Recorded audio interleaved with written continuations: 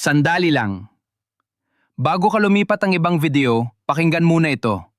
Kung meron kang lolo, lola, magulang o kahit sinumang mahal sa buhay na 60 taong gulang pataas, ang video na ito ay maaaring magbago ng kanilang buhay.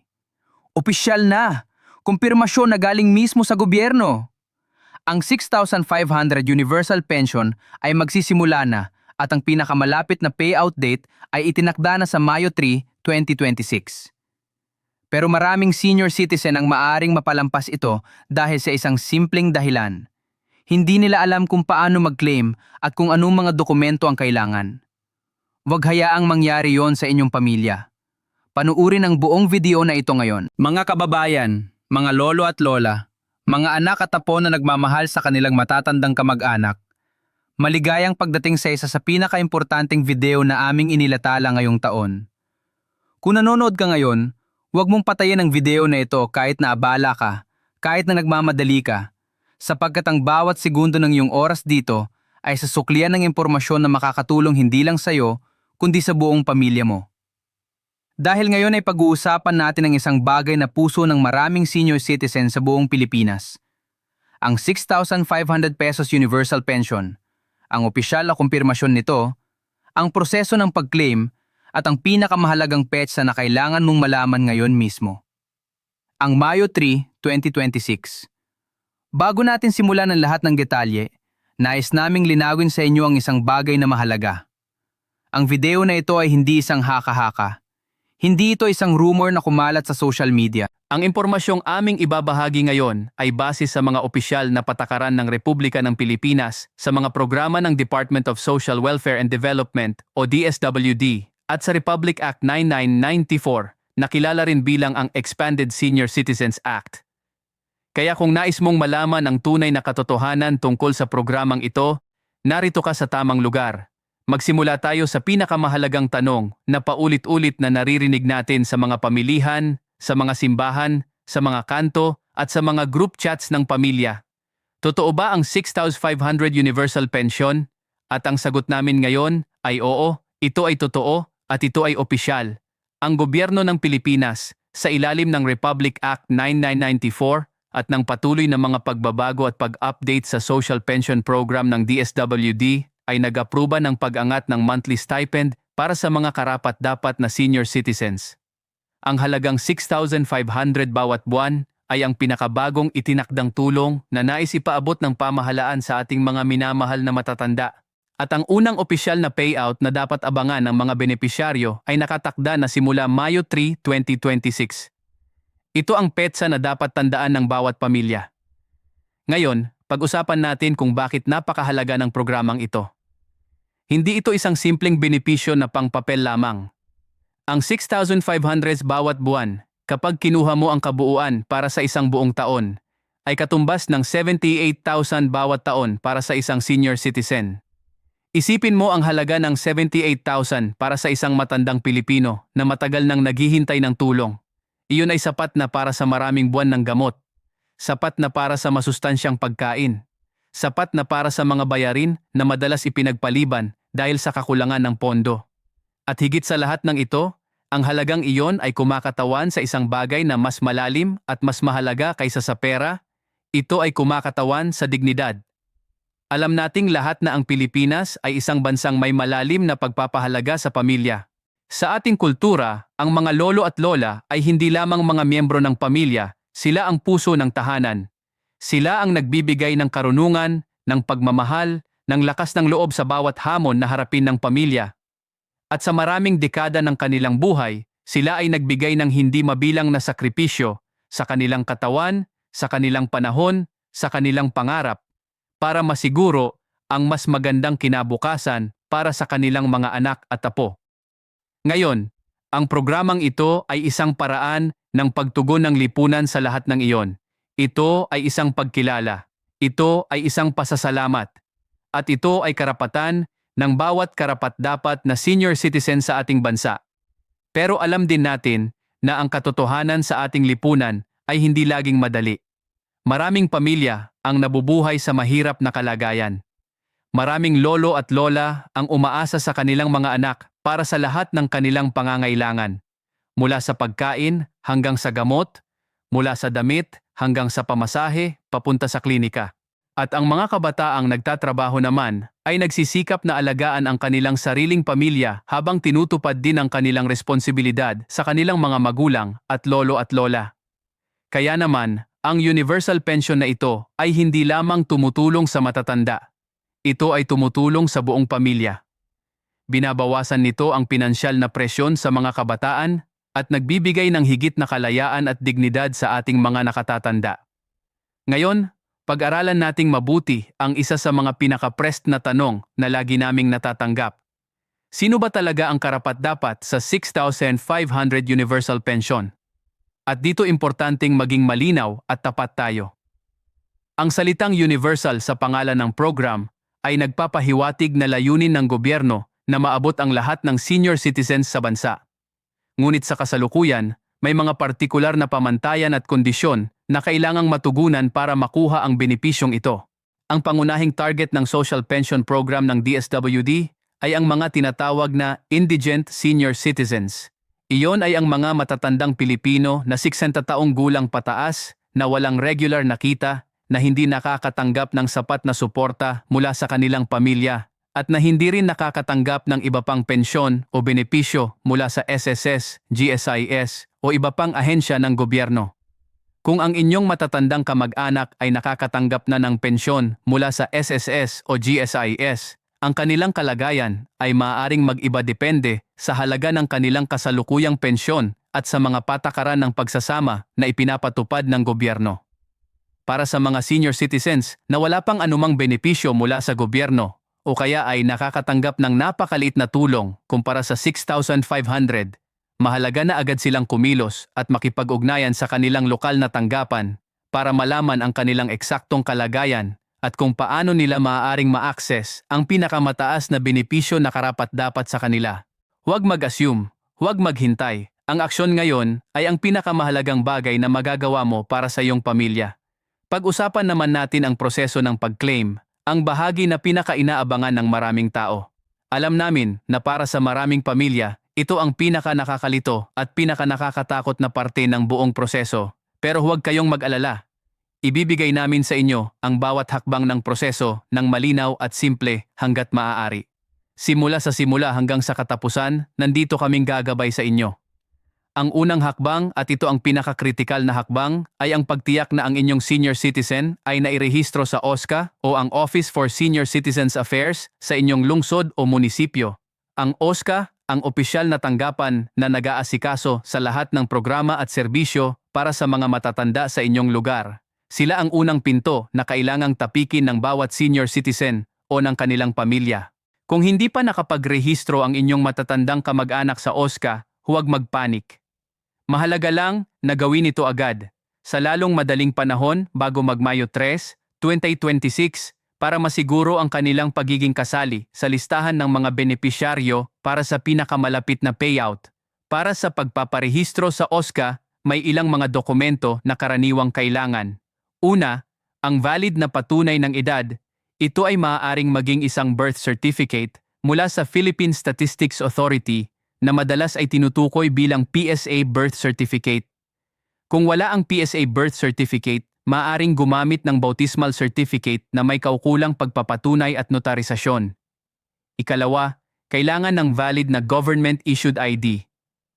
Maaari itong maging voter's ID na naglalaman ng larawan ng senior citizen, PhilHealth ID, o ang senior citizen's ID mismo kung mayroon na ito. Ikatlo, ang katibayan ng residency, karaniwang isang barangay certificate na nagpapatunay na ang senior citizen ay naninirahan sa nasabing lugar.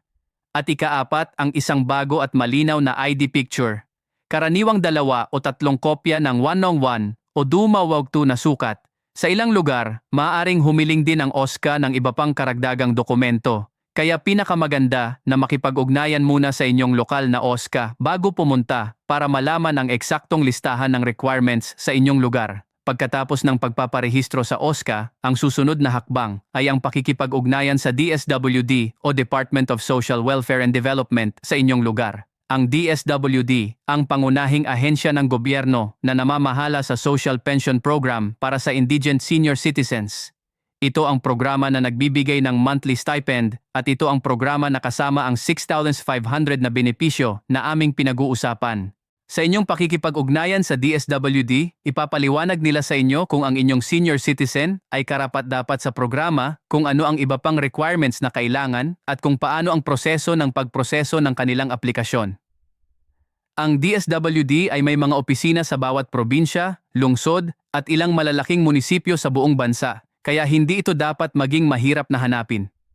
Isang bagay na nais naming bigyang diin, ang buong proseso ng pagrehistro at pag-apply sa Social Pension Program ay libre, walang bayad, zero. Wala kang babayaran kahit ₱1 para maproseso ang aplikasyon ng inyong senior citizen. Kaya kung may lumapit sa inyo at humingi ng bayad para tulungan kayong mag-apply o mag-process ng inyong pensyon, iyon ay isang malinaw at tiyak na palatandaan ng scam. Huwag kayong magbigay ng anumang pera sa sinumang hindi opisyal na kawani ng gobyerno na nagtatangkang mangikil para sa serbisyong ito. At huwag ding ibigay ang inyong personal na impormasyon tulad ng inyong address, contact number o bank account details sa sinumang hindi ninyo kilala o hindi ninyo mapatunayan na opisyal na kawani ng gobyerno. Pag-usapan na natin ang aktwal na pagkatanggap ng pera. Paano ba matatanggap ng senior citizen ang kanilang 6,500 bawat buwan? Ang paraan ng pagbabayad ay maaaring mag-iba depende sa inyong lokasyon at sa kasunduan ng inyong lokal na DSWD office sa kanilang mga disbursement partners. Sa maraming lugar sa buong Pilipinas, ang DSWD ay nagpapatupad ng cash payout na isinasagawa ng mga authorized na disbursement partners sa isang itinakdang lugar at petsa. Ang mga benepisyaryo o ang kanilang mga autorisadong representante ay pumupunta sa itinakdang lugar upang personal na tanggapin ang kanilang stipend. Sa ilang mas urbanisadong lugar, ginagamit ang Land Bank of the Philippines para sa direktang pagdeposito ng stipend sa savings account ng benepisyaryo. At sa iba pang mga lugar, maaaring gamitin ang mga accredited na remittance centers o iba pang payment channels. Dahil ang paraan ng pagbabayad ay nag-iiba-iba sa bawat lugar, pinakamainam na direktang magtanong sa inyong lokal na DSWD office kung ano ang paraan ng pagbabayad sa inyong lugar at kung anong mga requirements ang kailangan para makatanggap ng bayad. Para sa payout na nakatakda sa Mayo 3, 2026, inaasahan na ang mga lokal na DSWD office ay mag-aabiso sa mga registered na benepisyaryo tungkol sa eksaktong lokasyon, oras at proseso ng pagkuha ng kanilang stipend. Kaya napakahalaga na ang impormasyon ng bawat benepisyaryo ay updated, lalo na ang kanilang address at contact number. Kung ang inyong senior citizen ay nagbago ng tirahan o numero ng telepono kamakailan, kailangang i-update ang impormasyong ito sa DSWD agad bago mag-Mayo 3, 2026 para hindi sila mapalampas sa mga abiso. Kung hindi kayo nakatanggap ng anumang abiso mula sa DSWD at naniniwala kayong ang inyong matatandang kamag-anak ay karapat-dapat sa programang ito, huwag na kayong mag-atubiling pumunta mismo sa pinakamalapit na DSWD office at direktang magtanong.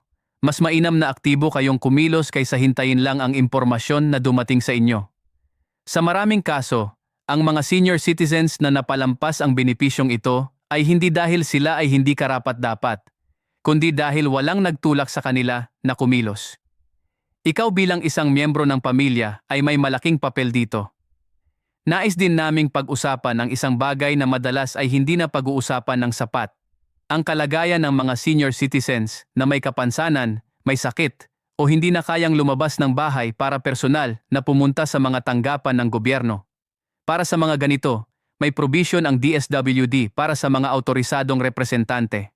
Ang isang kapamilya, kaibigan o pinagkakatiwalaang tao ay maaaring kumilala bilang representante ng senior citizen sa pag-process ng kanilang aplikasyon at sa pagkuha ng kanilang stipend. Basta mayroon silang proper na authorization documents tulad ng Special Power of Attorney or SPA, kopya ng valid ID ng senior citizen at kopya ng kanilang sariling valid ID. Para sa eksaktong listahan ng mga requirements para sa authorized representatives, makipag-ugnayan sa inyong lokal na DSWD office para sa pinaka-accurate na impormasyon. Habang tayo ay nagpapatuloy, nais naming pag-usapan ang isang aspeto ng programang ito na madalas ay hindi sineseryoso ng mga tao hanggang sa huli na. Iyon ay ang kahalagahan ng pagiging handa.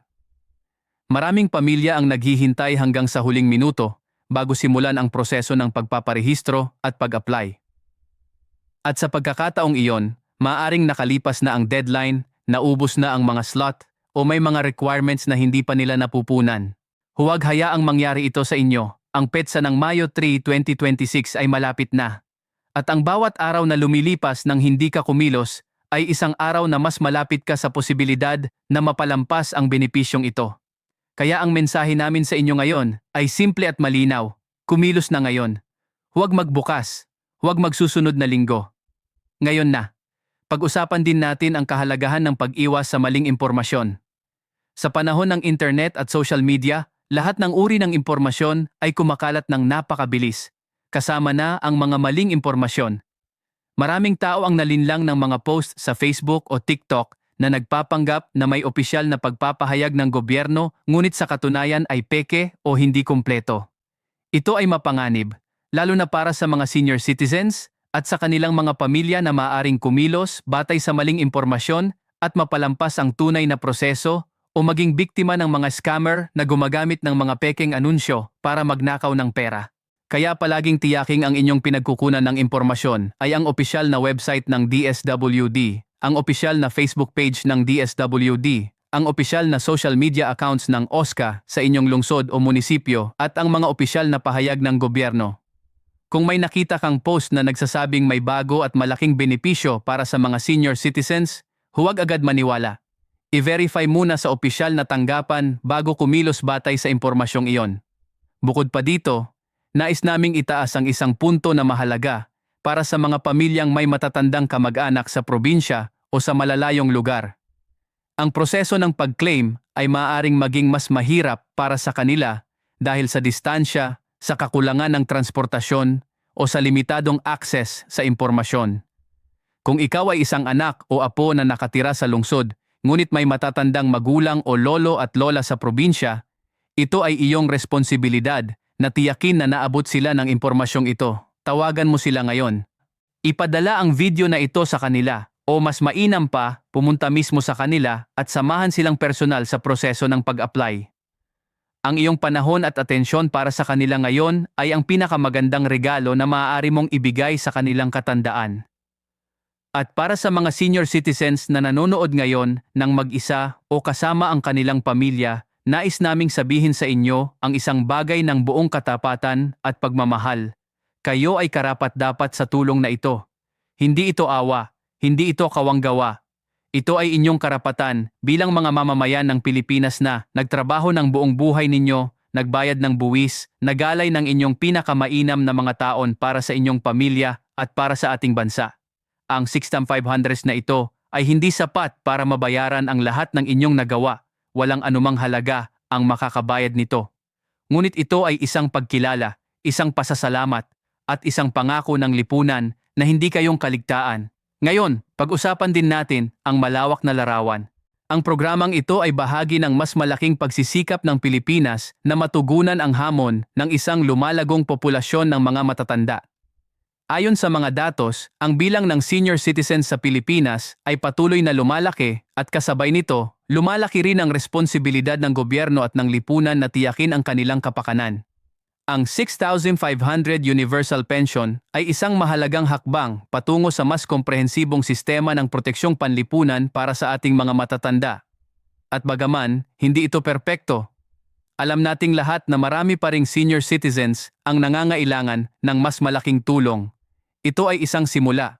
At ang bawat matagumpay na simula ay nagbubukas ng pinto sa mas malalaking pagbabago sa hinaharap. Bilang isang komunidad, bilang isang bansa, mayroon tayong kolektibong responsibilidad na tiyakin na walang senior citizen ang napalampas sa programang ito. Ibahagi ang video na ito sa lahat ng inyong kakilala na may matatandang pamilya. I-post ito sa inyong group chats, ipadala ito sa inyong mga kamag-anak sa probinsya, ibahagi ito sa inyong mga kapitbahay. Kung mayroon kang 1 minuto lang para gumawa ng isang bagay ngayon para sa kapakanan ng isang matandang Pilipino, gawin ito ngayon. Ang isang share, isang tawag, isang bisita sa tanggapan ng DSWD. Ang maliliit na kilos na ito ay may malaking epekto sa buhay ng isang tao. At para isara ang video na ito, nais naming ipaalala sa inyo ang lahat ng mahalagang detalye na dapat ninyong dalhin mula sa video na ito. Una, ang opisyal na payout para sa 6,500 Universal Pension ay nakatakda na simula Mayo 3, 2026. Ikalawa, ang mga karapat-dapat ay pangunahing ang mga indigent senior citizens na 60 taong gulang pataas na walang ibang sapat na kita o benepisyo mula sa gobyerno. Ikatlo, ang unang hakbang ay ang pagpaparehistro sa OSCA sa inyong lungsod o munisipyo. Ikaapat, ang susunod na hakbang ay ang pakikipag-ugnayan sa DSWD para sa Social Pension Program. Ikalima, ang proseso ay libre at walang babayarang kahit isang sentimo. Ika-anim, i-update ang inyong impormasyon sa DSWD para hindi kayo mapalampas sa mga abiso at payout. Ikapito, mag-ingat sa mga scammer at laging pumunta sa opisyal na tanggapan para sa lahat ng inyong katanungan. Mga kababayan, ito ang aming mensahe sa inyo ngayon. Ang bawat senior citizen sa ating bansa ay may karapatang mamuhay ng may dignidad, may kaginhawahan at may katiyakan na hindi sila nag-iisa sa kanilang paglalakbay sa katandaan. At bilang mga miyembro ng kanilang pamilya, bilang mga miyembro ng komunidad na ito, ang ating papel ay tiyakin na ang impormasyong ito ay nakakarating sa lahat ng taong kailangan nito. Mahalin natin ang ating mga lolo at lola hindi lamang sa salita kundi sa gawa. At ang isa sa pinakamabisang paraan ng pagpapakita ng pagmamahal na iyon ngayon ay ang pagtiyak na matatanggap nila ang benepisyong ito sa Mayo 3, 2026 at sa lahat ng mga susunod na buwan. Salamat sa inyong panonood. Huwag kalimutang i-like, i-share at i-subscribe para lagi kayong updated sa pinakabagong impormasyon tungkol sa mga programa ng gobyerno para sa ating mga senior citizens. Kita tayo sa susunod na video. Ingat palagi.